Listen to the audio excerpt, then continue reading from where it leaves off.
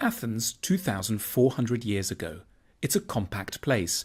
Only about 250,000 people live here. There are fine baths, theatres, temples, shopping arcades and gymnasiums. It's warm for more than half the year.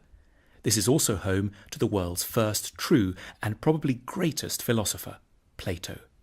Born into a prominent and wealthy family in the city, Plato devoted his life to one goal, helping people to reach a state of what he termed eudaimonia, or fulfillment. Plato is often confused with Socrates. Socrates was an older friend who taught Plato a lot but didn't write any books. Plato wrote lots of them, 36, all dialogues, beautifully crafted scripts of imaginary discussions in which Socrates is always allotted a starring role, among them the Republic, the Symposium, the Laws, the Meno and the Apology. Plato had 4 big ideas for making life more fulfilled. First big idea, think more.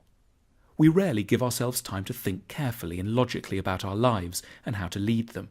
Sometimes we just go along with what the Greeks called doxa, or popular opinions. In the 36 books he wrote, Plato showed this common sense to be riddled with errors, prejudice and superstition. Fame is great, follow your heart, money is the key to a good life. The problem is, popular opinions edge us towards the wrong values, careers and relationships. Plato's answer is, know yourself. It means doing a special kind of therapy, philosophy, subjecting your ideas to examination rather than acting on impulse. If you strengthen your self-knowledge, you don't get so pulled around by feelings. Plato compared the role of our feelings to being dragged dangerously along by a group of wild horses. In honour of his mentor and friend Socrates, this kind of examination is called a Socratic discussion. You can have it with yourself or, ideally, with another person who isn't trying to catch you out, but wants to help you clarify your own ideas. Second big idea, let your lover change you. That sounds weird if you think that love means finding someone who wants you just the way you are.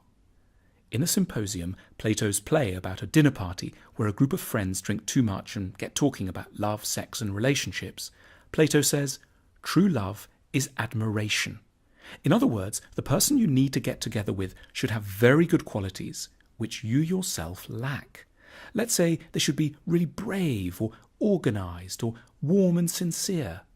By getting close to this person, you can become a little like they are. The right person for us helps us grow to our full potential. For Plato, in a good relationship, a couple shouldn't love each other exactly as they are right now. They should be committed to educating each other and to enduring the stormy passages this inevitably involves. Each person should want to seduce the other into becoming a better version of themselves. 3. Decode the message of beauty. Everyone pretty much likes beautiful things, but Plato was the first to ask, why do we like them? He found a fascinating reason. Beautiful objects are whispering important truths to us about the good life. We find things beautiful when we unconsciously sense in them qualities we need but are missing in our lives. Gentleness, harmony, balance, peace, strength. Beautiful objects therefore have a really important function. They help to educate our souls. Ugliness is a serious matter too. It parades dangerous and damaged characteristics in front of us. It makes it harder to be wise, kind and calm.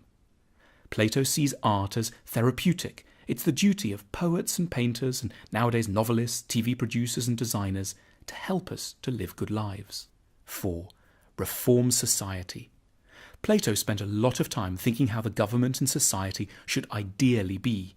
He was the world's first utopian thinker. In this, he was inspired by Athens' great rival, Sparta. This was a city-sized machine for turning out great soldiers.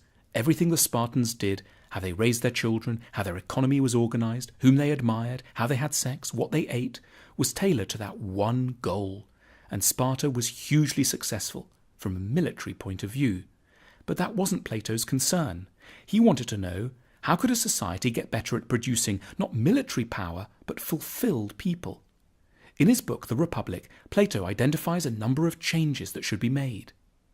Athenian society was very focused on the rich, like the louche aristocrat Alcibiades, and sports celebrities like the boxer Milo of Croton. Plato wasn't impressed. It really matters who we admire, because celebrities influence our outlook, ideas and conduct, and bad heroes give give glamour to flaws of character. Plato therefore wanted to give Athens new celebrities, replacing the current crop with ideally wise and good people he called guardians, models for everyone's good development. These people would be distinguished by their record of public service, their modesty and simple habits, their dislike of the limelight, and their wide and deep experience.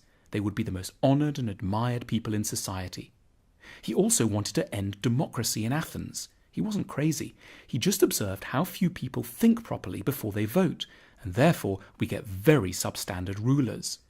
He didn't want to replace democracy with a horrid dictatorship, but he wanted to prevent people from voting until they'd started to think rationally.